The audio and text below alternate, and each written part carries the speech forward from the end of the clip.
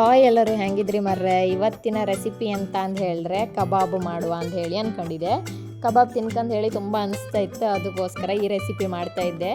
ಹೆಚ್ಚಾಗಿ ಎಲ್ಲರ ಮನೆಗೂ ಕಬಾಬ್ ಅಂತೂ ಮಾಡೇ ಮಾಡ್ತೀರಿ ಅಲ್ಲದೆ.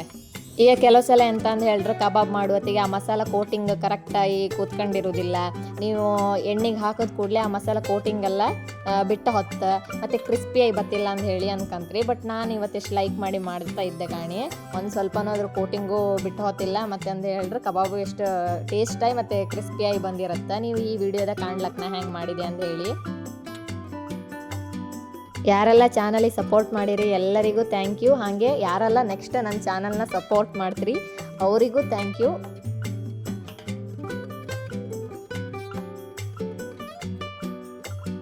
ನಾನು ಚಿಕನ್ ಆಲ್ರೆಡಿ ಶಾಪಿಂದ ತಂದು ಚಂದ ಮಾಡಿ ತೊಳೆದು ಇಟ್ಟಿದೆ. ಈಗ ಒಂದು ಪಾತ್ರೆ ತಗೊಂಡಿದೆ, ಕ್ಲೀನ್ ಮಾಡಿ ಇಟ್ಕೊಂಡಿರೋ ಚಿಕನ್ ಇತ್ತಲ್ಲ ಅದನ್ನೀಗ ಸೇರಿಸ್ಕೊಂಬ.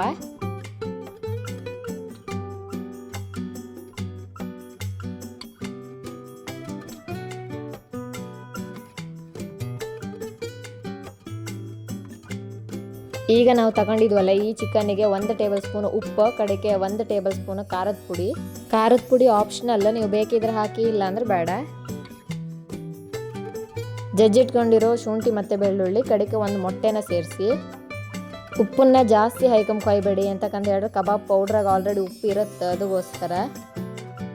ಕಡಿಮರ್ರೆ ನಾವು ಉಪ್ಪು ಸೇರಿಸಿದೆ ಅಂತ ಹೇಳಿ ನೀವು ಉಪ್ಪು ಜಾಸ್ತಿ ಹಾಕೋಕ್ಕೋ ಯಾಕೆ ಕಬಾಬ್ ತಿಂದೇ ಇರೋ ಥರ ಮಾಡಬೇಡಿ. ನೀವು ಫಸ್ಟಿಗೆ ಮಸಾಲಾನ ಸಪ್ರೇಟ್ ಮಾಡ್ಕೊಂಡು ಈ ಚಿಕನಿಗೆ ಸೇರಿಸಿರೋ ಅಡ್ಡಿಲ್ಲ, ಇಲ್ಲ ಅಂತ ಹೇಳಿದ್ರೆ ಚಿಕನಿಗೆ ಡೈರೆಕ್ಟ್ ಮಸಾಲೆ ಪೌಡ್ರನ್ನೆಲ್ಲ ಹಾಕಿದ್ರು ತೊಂದರೆ ಇಲ್ಲ. ಕೆಲವ್ರು ಎಂತ ಮಾಡ್ತಾರೆ ಅಂತ ಹೇಳಿದ್ರೆ ಫಸ್ಟಿಗೆ ಮಸಾಲೆನ ಸಪ್ರೇಟ್ ಮಾಡ್ಕೊಂತಾರೆ, ಅದಕ್ಕೋಸ್ಕರ. ಮಸಾಲೆಗೆ ನೀವು ಬೇಕಾದ್ರೆ ಸ್ವಲ್ಪ ನೀರು ಬೇಕಾದ್ರೆ ಸೇರಿಸ್ಕೊಳ್ಳಿ, ಆದರೆ ತುಂಬ ತೆಳು ಮಾಡ್ಕೊಳ್ಬೇಡಿ. ಮಸಾಲೆ ತೆಳು ಆರೆ ಕಬಾಬ್ ಅಷ್ಟು ಲೈಕ್ ಆತಿಲ್ಲ. ಈಗ ಲೈಕ್ ಮಾಡಿ ಮಿಕ್ಸ್ ಮಾಡ್ಕ. ಮಸಾಲೆ ಎಲ್ಲ ಕರೆಕ್ಟ್ ಚಿಕನಿಗೆ ತಾಗಕ್ಕೆ ಅಷ್ಟು ಲೈಕ್ ಮಾಡಿ ಮಿಕ್ಸ್ ಮಾಡಿ. ಕಡೆಗೆ ಅಂತ ಅಂದು ಹೇಳಿದ್ರೆ ಸ್ವಲ್ಪ ಟೇಸ್ಟ್ ಕಾಣಿ ಮಸಾಲೆದ ಉಪ್ಪೆಲ್ಲ ಕರೆಕ್ಟ್ ತಾಗಿತ್ತ ಅಂತ ಹೇಳಿ ಒಂದ್ಸಲ ಕಂಡ್ಕಣಿ.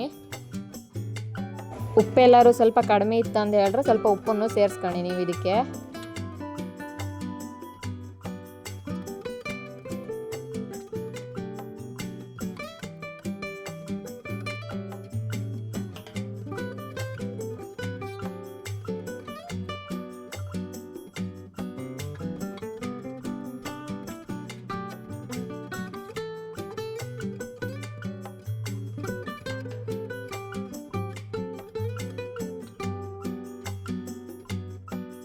ಈಗ ಇದಕ್ಕೆ ನಾನು ಒಂದು 2 ಟೇಬಲ್ ಸ್ಪೂನ್ ಕಾರ್ನ್ಫ್ಲವರನ್ನು ಸೇರಿಸ್ಕೊತ ಇದ್ದೆ. ನೀವು ಬೇಕಿದ್ರೆ ಸೇರಿಸ್ಕೊಳ್ಳಿ, ಇಲ್ಲ ಅಂದ್ರೆ ಬೇಡ, ಆಪ್ಷನಲ್.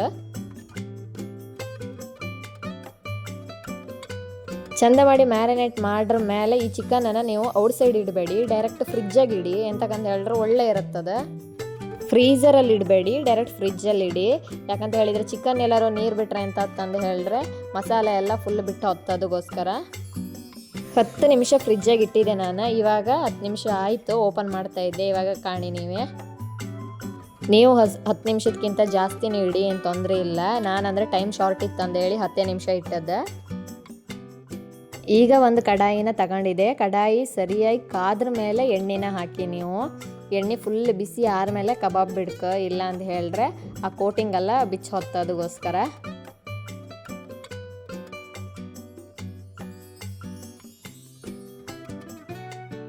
ಕಬಾಬ್ ಕರೆಕ್ಟ್ ಮುಳುಗುವಷ್ಟು ಎಣ್ಣೆನ ಹಾಕಿ, ಸ್ವಲ್ಪ ಎಣ್ಣೆ ಹಾಕಬೇಡಿ, ಅದು ಒಳ್ಳೆ ಬೇಯೋದಿಲ್ಲ, ಅದಕ್ಕೋಸ್ಕರ. ಈಗ ಎಣ್ಣೆ ಸರಿಯಾಗಿ ಕಾಯ್ತಾ ಇತ್ತು. ನಾ ಎಂತ ಮಾಡಿದೆ ಅಂತ ಹೇಳಿದ್ರೆ ಒಂದು ಸಣ್ಣ ಚಿಕನ್ ಪೀಸ್ ಹಾಕಿ ಕಂಡೆ ಸರಿಯಾಗಿ ಕಾದಿತ್ತ ಎಣ್ಣೆ ಇಲ್ಲ ಅಂತ ಹೇಳಿ. ಎಣ್ಣೆ ಸರಿಯಾಗಿ ಕಾದಿತ್ತು.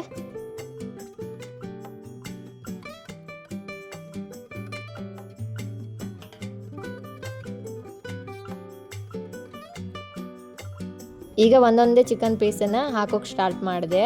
ನೀವೆಂತ ಮಾಡ್ಕಂತ ಹೇಳಿದ್ರೆ ಗ್ಯಾಸ್ ಮಾತ್ರ ಕಡಿಮೆ ಮಾಡೋಕ್ಕಾಗ, ಲೋ ಫ್ಲೇಮಲ್ಲಿ ಇಡಬೇಡಿ, ಹೈ ಫ್ಲೇಮಲ್ಲೇ ಇಡಿ. ಎಂತಕ್ಕಂತ ಹೇಳಿದ್ರೆ ನೀವು ಎಣ್ಣೆ ಎಲ್ಲರೂ ಬಿಸಿ ಹಾಕೋದು ಕಡಿಮೆ ಆಯ್ತು ಅಂತ ಹೇಳಿದ್ರೆ ರಗಳಿ ಅದಕ್ಕೋಸ್ಕರ. ಯಾಕಂತ ಹೇಳಿದ್ರೆ ಕೋಟಿಂಗೆಲ್ಲ ಬಿಚ್ಚಿ ಆಫ್ ಸ್ಟಾರ್ಟ್ ಆಗ್ತದೆ, ಅದಕ್ಕೆ ಗ್ಯಾಸ್ ಹೈ ಫ್ಲೇಮಾಗೆ ಇರಲಿ, ಲೋ ಫ್ಲೇಮ್ ಮಾಡಬೇಡಿ. ಚೆನ್ನಾಗಿ ಕಲರ್ ಬರೋ ತನಕ ಫ್ರೈ ಮಾಡಿ, ಎಂತಕ್ಕಂತ ಹೇಳಿದ್ರೆ ಟೇಸ್ಟ್ ಒಳ್ಳೆ ಇರುತ್ತೆ ಮತ್ತು ಲೈಕ್ ಮಾಡಿ ಬೇಯುತ್ತೆ. ಅದಕ್ಕೋಸ್ಕರ 2 ಸೈಡು ಲೈಕ್ ಮಾಡಿ ಫ್ರೈ ಮಾಡಿ.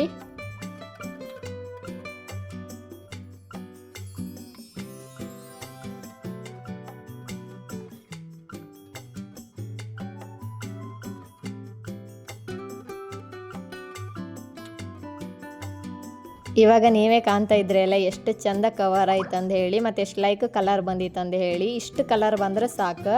ಮತ್ತೆಂತ ಅಂದು ಹೇಳಿದ್ರೆ ಜಾಸ್ತಿ ಕೋಟಿಂಗ್ ಇದ್ದರೂ ಬರೀ ಹಸಿ ಹಸಿ ಅನಿಸುತ್ತೆ, ಮತ್ತು ಅದು ತಿಂಬಕ್ಕೂ ಅಷ್ಟು ಟೇಸ್ಟ್ ಇರೋದಿಲ್ಲ. ಇಷ್ಟು ಕೋಟಿಂಗ್ ಬಂದರೂ ಸಾಕು.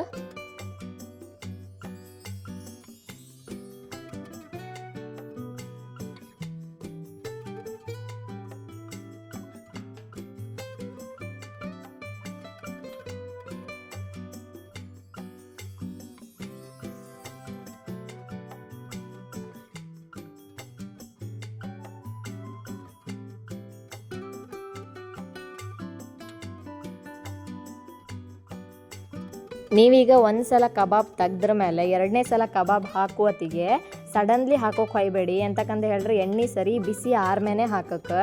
ಸಡನ್ಲಿ ಹಾಕತ್ರ ಕೆಲವರು, ಹಂಗೆ ಮಾಡಬೇಡಿ. ಎಣ್ಣೆ ಇನ್ನೊಂದು ಸಲ ಸರಿ ಬಿಸಿ ಆಯ್ಲಿ ಅದ್ರ ಮೇಲೆ ಹಾಕಿ.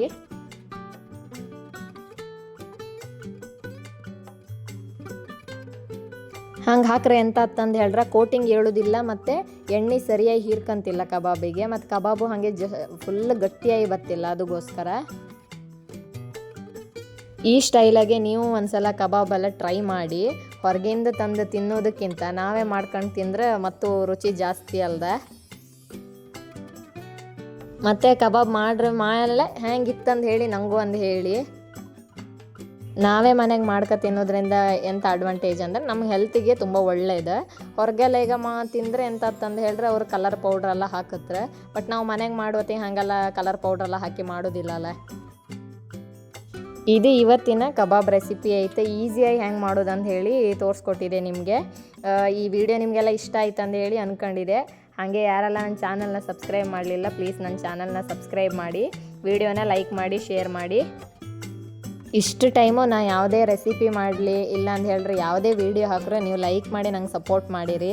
ಹಾಗೆ ಇನ್ನೂ ನೀವು ಲೈಕ್ ಮಾಡಿ ನಂಗೆ ಸಪೋರ್ಟ್ ಮಾಡ್ಕೊ. ನಿಮ್ಮ ಸಪೋರ್ಟಿಂದನೇ ಚಾನಲ್ ಇಷ್ಟು ಲೈಕೆ ಗ್ರೋ ಆಗಿರೋದು. ನೀವೆಲ್ಲ ಒಳ್ಳೆ ಮಾಡಿ ಸಪೋರ್ಟ್ ಮಾಡ್ರೆ ಮತ್ತು ವೀಡಿಯೋ ಮಾಡ್ಕೊಂಡು ಹೇಳಿ ನಮಗೂ ಖುಷಿ ಆಗ್ತದೆ. ನೀವು ಒಂಥರ ನಮ್ಗೆ ಎನರ್ಜಿ ಬೂಸ್ಟರ್ ಇದ್ದಂಗೆ. ನೀವು ಲೈಕ್ ಮಾಡಿ ಸಪೋರ್ಟ್ ಮಾಡಿದ್ರೆ ನಾನು ಜಾಸ್ತಿ ವೀಡಿಯೋ ಹಾಕ್ತೆ. ನೀವು ಬೇಗ ನಂಗೆ ಸಪೋರ್ಟ್ ಮಾಡಿ, ನಾನು ಹಾಗೆ ಬೇಗ ವೀಡಿಯೋ ಮಾಡೋಕ್ಕೆ ರೆಡಿ ಮಾಡ್ತೆ. ಹಾಗೆ ಮುಂದಿನ ವೀಡಿಯೋದಾಗ ಬೇಗ ನಿಮ್ಗೆ ಸಿಗ್ತೆ. ಥ್ಯಾಂಕ್ ಯು ಎಲ್ರಿಗೂ.